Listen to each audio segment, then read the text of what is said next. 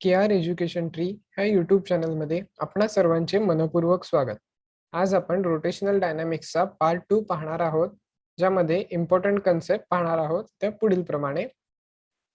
कायनेमॅटिक्स of linear and circular motion, ज्यामध्ये linear आणि circular मोशनसाठी न्यूटन्सचे कायनेमॅटिक्स इक्वेशन्स आपण स्टडी करणार आहोत. Analogy between translational and rotational motion, ज्यामध्ये डिस्प्लेसमेंट, वेलोसिटी, एक्सलरेशन आणि वेगवेगळ्या टर्म्स ज्या असणार आहेत त्या ट्रान्सलेशनल आणि रोटेशनल मोशन्समध्ये कशा प्रकारे रिप्रेझेंट करता येतात ते आपण शिकणार आहोत. Relationship between tangential and angular velocity आपण पाहणार आहोत. Direction of angular velocity, time period आणि फ्रिक्वेन्सी ह्या कन्सेप्ट आपण स्टडी करणार आहोत. कायनेमॅटिक्स ऑफ लिनियर मोशन ह्यामध्ये लिनियर मोशनसाठी डिस्प्लेसमेंट, वेलोसिटी आणि एक्सलरेशन कशा प्रकारे रिप्रेझेंट करणार आहेत हे आपण पाहणार आहोत. त्यासाठी आपण एक एक्झाम्पल बघूया. ह्या एक्झाम्पलमध्ये असं दिसतंय की सुरुवातीला कार ही एका पॉइंटला असणार आहे आणि मग कार ही थोड्या वेळाने दुसऱ्या पॉइंटच्या ठिकाणी जाणार आहे. मग ह्यामध्ये कार ही लिनियर मोशन करते. त्यामुळेच लिनियर मोशन मध्ये होणारी डिस्प्लेसमेंट जी आहे ती स्टार्ट पॉइंट पासून ते पुढच्या पॉइंट पर्यंत ही एस ह्या लेटरने डिनोट केलेली आहे. आणि कार ही पहिल्या पॉइंट पासून ते दुसऱ्या पॉइंट पर्यंत जात असताना तिचा स्पीड इन गिवन डायरेक्शन म्हणजेच वेलॉसिटी हे आपण व्ही ह्या लेटरने डिनोट केलेली आहे. ह्याच्यामध्ये आणखी काही टर्म्स आहेत, त्या कशा प्रकारे रिप्रेझेंट करतात हे आपण पाहूया.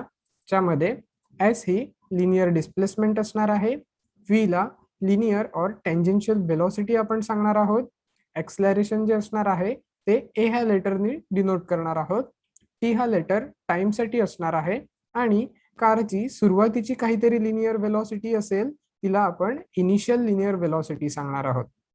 मग जसं की आपल्याला माहित आहे की वेलोसिटी काय असते तर change in displacement with respect to change in time असणार आहे. म्हणजे जसं जसं टाइम चेंज होतंय आणि डिस्प्लेसमेंट पण चेंज होत असेल तर आपल्याला तिथे वेलोसिटी मिळणार आहे. ठीक आहे, तर हा जो चेंज आहे तो चेंज हा डेरिव्हेटिव्हने रिप्रेझेंट केला जातो. डेरिव्हेटिव्ह जो आहे तो एखाद्या क्वांटिटीमध्ये होणारा smallest change with respect to time आपल्याला सांगत असतो. तो चेंज इकडे आपण डेरिव्हेटिव्ह म्हणजेच डी बाय डी टी ने रिप्रेझेंट केलेला आहे. मग एस चं युनिट म्हणजेच डिस्प्लेसमेंटचं युनिट हे मीटर असणार आहे आणि टाइमचं युनिट हे सेकंड असणार आहे. म्हणूनच वेलोसिटीचं जे युनिट येणार आहे ते डिस्प्लेसमेंटचं युनिट अपॉन टाइमचं युनिट म्हणून मीटर पर सेकंड मध्ये आपण रिप्रेझेंट करतो. एक्सेलरेशन असतं change in velocity with respect to time. मग इकडे पण चेंज रिप्रेझेंट करण्यासाठी डेरिव्हेटिव्ह जो आहे तो यूज केला आहे. वेलोसिटीचं युनिट आपल्याला आधीच मिळालेलं आहे जे मीटर पर सेकंड असणार आहे. मग ह्याला आपण पुन्हा एकदा टाइमच्या युनिटने म्हणजेच सेकंडने जर डिवाइड केलं तर आपल्याला मीटर पर सेकंड स्क्वेअर हे युनिट एक्सेलरेशन साठी मिळणार आहे. न्यूटन्सचे काही कायनेमॅटिकल इक्वेशन्स असणार आहेत, हे डिराईव्ह केले जाणार आहेत जेव्हा एक्सेलरेशन जे आहे ते आपलं कॉन्स्टंट असणार आहे. मग ते इक्वेशन्स काय आहेत तर v is equal to you plus a t, s is equal to u t plus a t square by two, v square is equal to you square plus 2as. आता आपण बघणार आहोत कायनेमॅटिक्स ऑफ सर्क्युलर मोशन.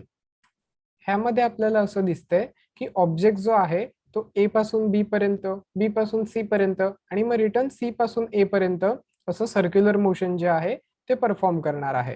ह्या प्रत्येक ठिकाणी असं आपल्याला दिसणार आहे की जी लिनियर वेलोसिटी असणार आहे ही ऑलवेज 90 डिग्रीचा कोन करणार आहे with respect to the radius.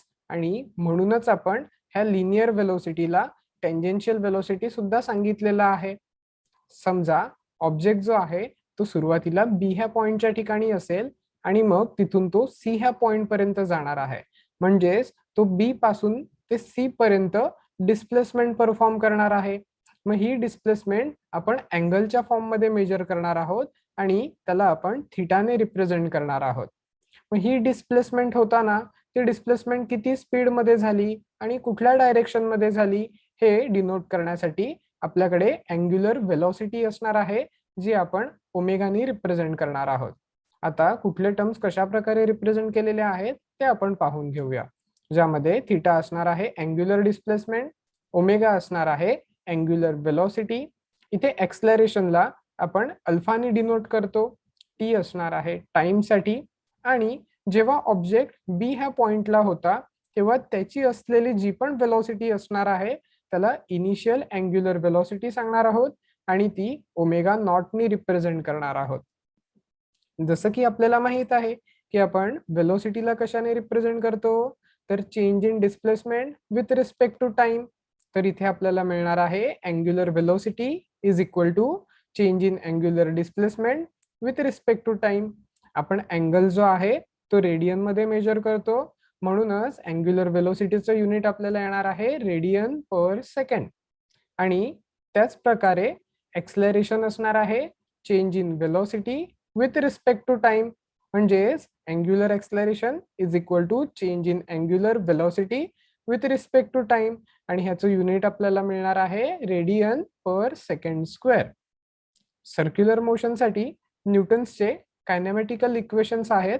जेव्हा एक्सलरेशन कॉन्स्टंट असेल omega is equal to omega naught plus alpha T, theta is equal to omega naught T plus alpha T square by 2, omega square is equal to omega naught square plus 2 alpha theta. जर आपण नीट observe केलं तर आपल्याला असं दिसतंय की linear motion मध्ये ज्या प्रकारे डिस्प्लेसमेंट, वेलोसिटी आणि एक्सलरेशन आणि बाकीच्या ज्या टर्म्स आहेत त्या आहेत, त्याच प्रकारे सर्क्युलर मोशन मध्ये त्या असणार आहेत. फक्त आपल्याला चेंज जो दिसणार आहे तो हाच की त्यांना वेगवेगळ्या व्हेरिएबल्स मध्ये रिप्रेझेंट केलेला आहे. ह्यालाच आपण सांगणार आहोत की लिनियर मोशन आणि सर्क्युलर मोशन हे एकमेकांना एनालॉजियस असणार आहेत. आणि नेक्स्ट स्लाइड मध्ये आपण त्यांच्यामधली एनालॉजी जी असणार आहे ती समजून घेऊया. Analogy between translational motion and rotational motion. ह्या चार्टमध्ये आपल्याला असं दिसतंय की ट्रान्सलेशनल मोशनसाठी क्वांटिटीज आणि सिम्बॉल आणि रोटेशनल मोशनसाठी क्वांटिटीज आणि सिम्बॉल्स रिप्रेझेंट केलेले आहेत. जर ह्या क्वांटिटीज मध्ये काही इंटर रिलेशन पॉसिबल असेल तर हे ह्या कॉलम मध्ये आपल्याला दिलेलं आहे, जे आपण चॅप्टरच्या पुढील भागामध्ये पाहणारच आहोत. ट्रान्सलेशनल मोशन मध्ये डिस्प्लेसमेंटला एस बारने रिप्रेझेंट करणार आहेत, तर रोटेशनल मध्ये थीटाने रिप्रेझेंट करणार आहेत. लिनियर वेलोसिटीसाठी व्ही बार तर अँग्युलर वेलोसिटीसाठी ओमेगा बार असणार आहे. लिनियर एक्सलरेशनसाठी ए बार असणार आहे, तर अँग्युलर एक्सलरेशनसाठी अल्फा बार असणार आहे. अगदी त्याच प्रकारे ट्रान्सलेशनल मोशन मध्ये माससाठी एम असणार आहे, तर रोटेशनल मोशन मध्ये मासलाच आपण मोमेंट ऑफ इनर्शिया और रोटेशनल इनर्शिया म्हणून सांगणार आहोत आणि तो आय ने रिप्रेझेंट केला जाणार आहे. लिनियर मोमेंटमला पी बारनी रिप्रेझेंट केलं जाईल, तर अँग्युलर मोमेंटमला एल बारनी रिप्रेझेंट केलं जाईल. फोर्स जो असणार आहे तो एफ बारनी रिप्रेझेंट केला जाईल आणि फोर्सची एनालॉजियस टर्म्स जी असणार आहे ती टॉर्क असणार आहे आणि ती टाउ ह्या लेटरनी रिप्रेझेंट केला जाईल. वर्क जो असणार आहे तो फोर्स इंटू डिस्प्लेसमेंट असणार आहे. तर सिमिलरली रोटेशनल मोशन मध्ये वर्क असणार आहे torque into displacement.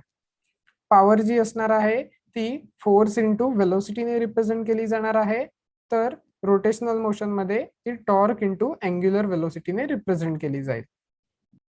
कायनेमॅटिकल equations linear मोशनसाठी कशा प्रकारे सॉल्व्ह केलेले आहेत ते आता आपण पाहूया. त्यामध्ये आपण सुरुवातीला पाहणार आहोत एव्हरेज वेलोसिटी म्हणजे काय असते. त्या एव्हरेज म्हणजे काय, तर sum of observation upon total number of observation. म्हणजेच जेवढे पण ऑब्झर्वेशन्स असणार आहेत त्या सर्वांचं आपल्याला ऍडिशन करायचं आहे आणि त्याला क्वांटिटीने डिवाइड करायचं आहे. मग वेलोसिटीच्या बाबतीत सांगायचं झालं तर आपल्याकडे दोन वेलोसिटी असणार आहेत. पहिली आहे इनिशियल वेलोसिटी आणि दुसरी असणार आहे फायनल वेलोसिटी. आणि म्हणूनच एव्हरेज वेलोसिटी फाइंड आउट करण्यासाठी आपण दोन्ही वेलोसिटीचं सम केलं आणि त्याला क्वांटिटी म्हणजेच 2 नी डिवाइड केलं. मग आपण लिनियर मोशन मध्ये वेलोसिटीला म्हणजेच इनिशियल वेलोसिटीला यू नी रिप्रेझेंट करतो आणि फायनल वेलोसिटीला व्ही नी रिप्रेझेंट करतो. म्हणून आपल्याला एव्हरेज वेलोसिटी काय मिळाली आहे, तर u plus V divided by 2. एक्सलरेशनला आपण change in velocity with respect to time represent करतो. मग एखादी क्वांटिटी चेंज झाली म्हणजे काय झालं, तर तिची सुरुवातीला काहीतरी व्हॅल्यू होती आणि फायनलला काहीतरी तिची व्हॅल्यू असणार आहे.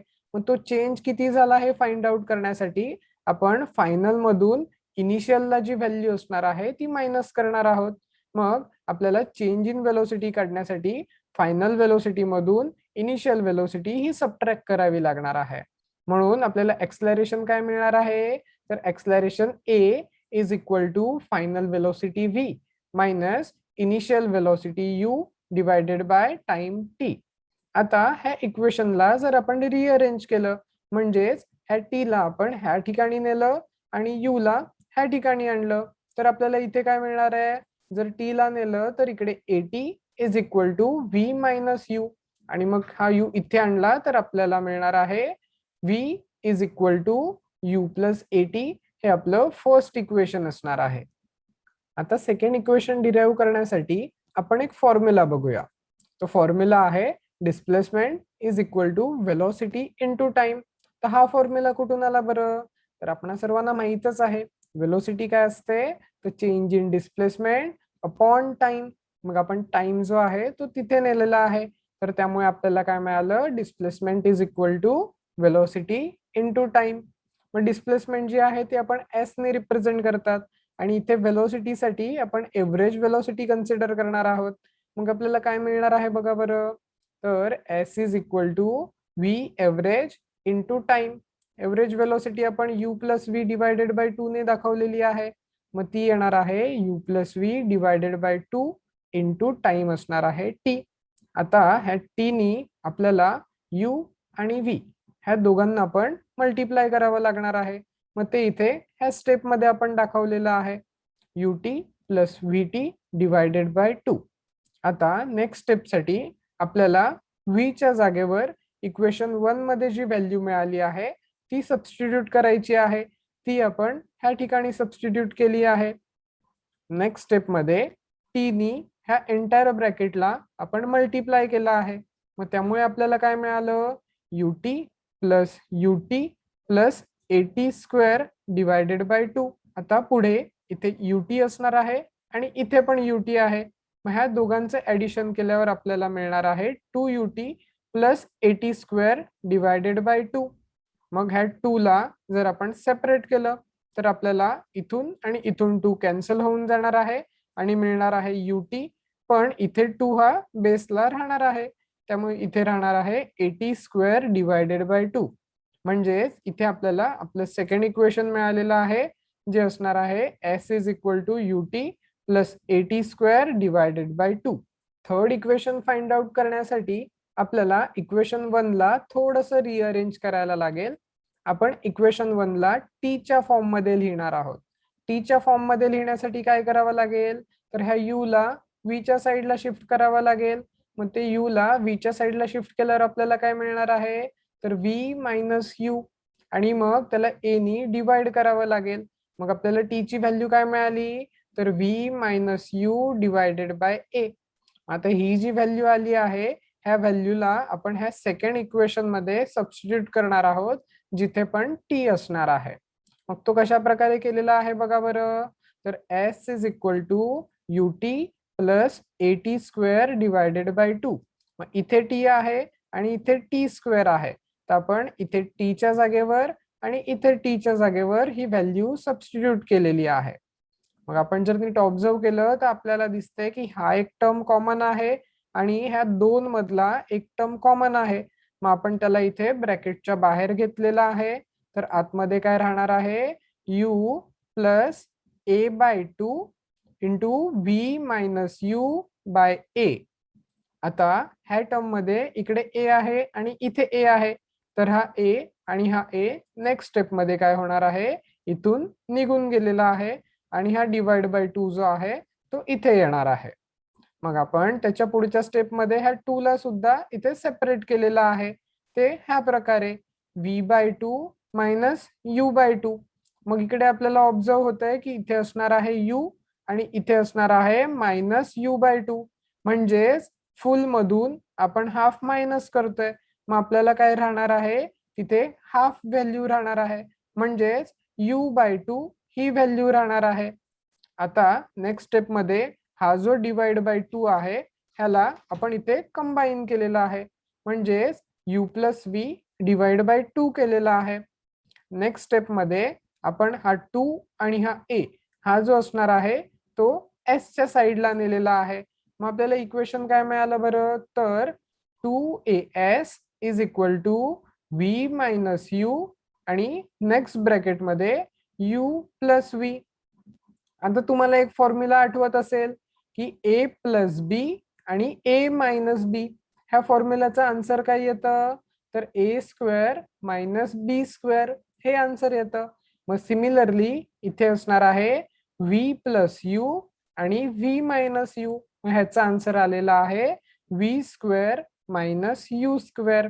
इथून आपल्याला आपलं थर्ड इक्वेशन मिळालेलं आहे, जे थर्ड इक्वेशन मिळणार आहे यू स्क्वेअरला 2as च्या बाजूला नेल्यानंतर.